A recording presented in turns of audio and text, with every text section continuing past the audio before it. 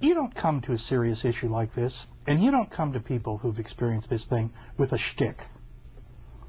You come with honesty, you come with your heart in your hand, and you're sincere, and you're serious. And you know what? This isn't serious, and that's the worst thing about it. I disagree. I think this is serious. I think what Ann has done is a service, and I don't think people understand it, obviously, at all.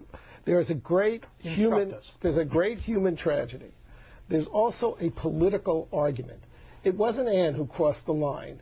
It was these widows who crossed the line. They have called Bush a liar.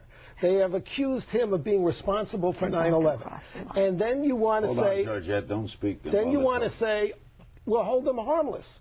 Well, you can't, you know, they can go out and call the president a liar and make him responsible for all these deaths, but you can't respond to them. But that's her point. But why not make the point? Why not make the point that that's what they've done, but not follow their example? But what she is doing is breaking the sacrosanct bond around 5 women who misuse their, or, you know, look, they have a right to go into the political arena, but then they've got to, you know, take the heat. But why is being called a name, why is being called a witch or a harpy part of being in the political arena? Well, because that's what, look, Bush is being called a murderer.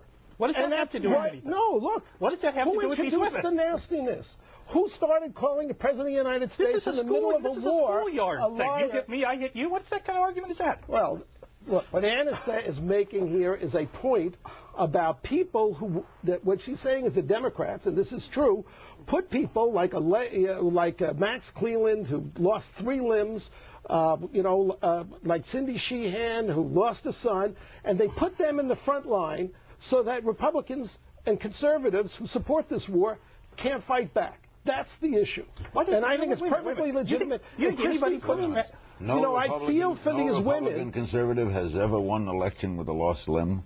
No Republican conservative. So what are they doing? So wait a minute. What also? How about the fact that Max Cleland put himself there? The point is that on the war issue, it's very interesting with Jack Murtha. Jack Murtha is invulnerable because he's a veteran.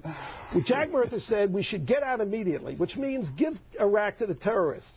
So the Republicans this is all described in Ann's book. The Republicans put up a bill saying, let's withdraw now. And no Democrats voted for it.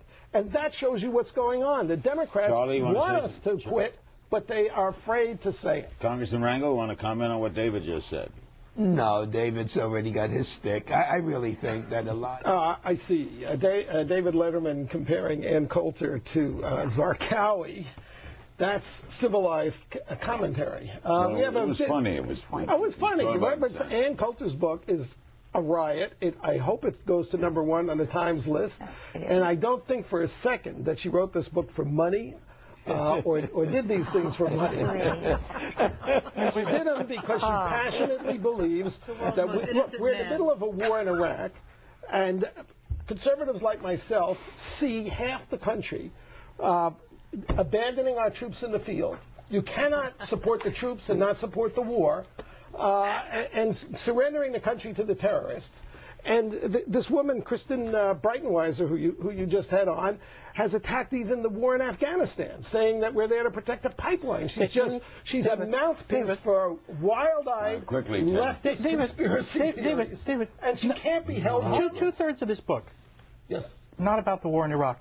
About her opposition to stem cell research, the theory of evolution, public school teachers who she accused of mass child molestation. I agree with that. I mean, come on. Public school, the teacher unions are destroying the lives of hundreds of thousands, millions of young kids. So I agree with